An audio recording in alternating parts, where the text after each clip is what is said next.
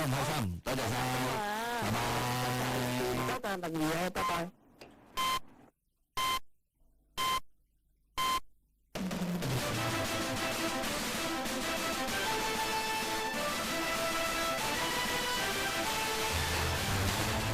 香港電台新聞報導，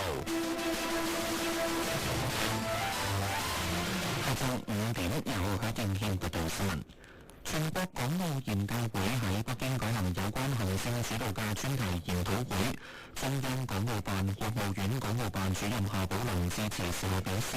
實行行政主導係實現特區高效治理嘅必然要求，有利提升政權機關嘅功能同效率，靈活應對各種風險挑戰。